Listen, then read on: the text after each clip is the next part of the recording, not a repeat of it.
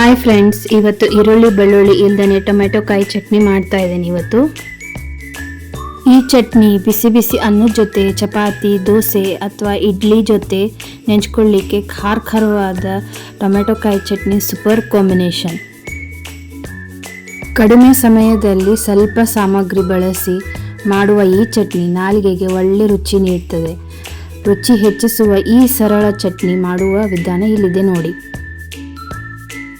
ಬಿಸಿ ಹಂಚಿನ ಮೇಲೆ ತೊಳೆದು ಹೆಚ್ಚಿಟ್ಕೊಂಡಿರುವ ಟೊಮೆಟೊ ಕಾಯಿನ ಹಾಕಿ ಹುರ್ಕೋಬೇಕು.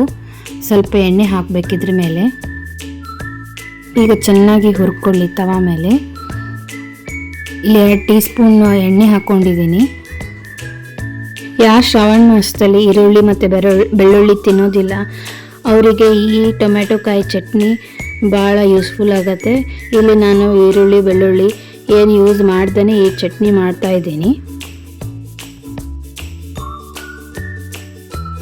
ನೀರಿನ ಅಂಶ ಹೋಗೋವರೆಗೂ ಕರೆಕ್ಟಾಗಿ ಚೆನ್ನಾಗಿ ಹುರ್ಕೊಳ್ಳಿ. ತವಾ ಮೇಲೆ ಸಣ್ಣ ಉರಿಯಲ್ಲಿ ಹುರ್ಕೋಬೇಕು, ಇಲ್ಲ ಅಂದರೆ ಹೊತ್ತೋಗ್ಬಿಡತ್ತೆ. ಈಗ ಬ್ರೌನ್ ಕಲರ್ ಆಗೋ ಮಟ್ಟ ಹೀಗೆ ಚೆನ್ನಾಗಿ ಹುರ್ಕೋಬೇಕು.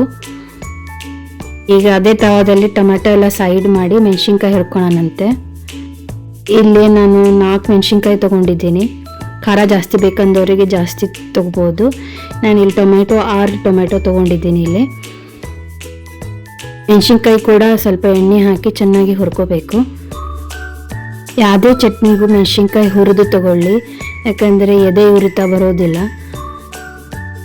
ಎಣ್ಣೆ ಒಳಗೆ ಮೆಣಸಿನ್ಕಾಯಿನ ಚೆನ್ನಾಗಿ ಹುರ್ಕೋತಾ ಇದ್ದೀನಿ ನಾನು.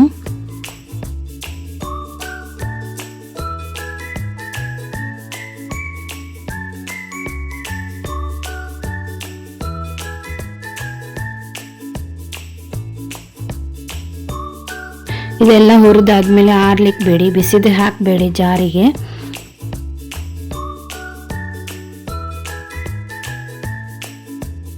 ಈಗ ನೋಡಿ ಎಲ್ಲ ಆರಿದ್ಮೇಲೆ ನಾನು ಜಾರಿಗೆ ಹಾಕೋತಾ ಇದ್ದೀನಿ, ಮಿಕ್ಸಿ ಜಾರಿಗೆ.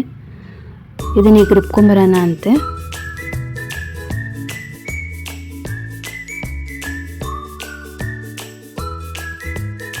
ಈಗ ಜಾರಲ್ಲಿ ನಾನು ಸ್ವಲ್ಪ ಉಪ್ಪು, ಬೆಲ್ಲ, ಆಮೇಲೆ ಹುಣಸೆ ಹಣ್ಣು ಹಾಕ್ಕೋತಾ ಇದ್ದೀನಿ ಇದಕ್ಕೆ ರುಬ್ಕೊಳ್ಳಿಕ್ಕೆ.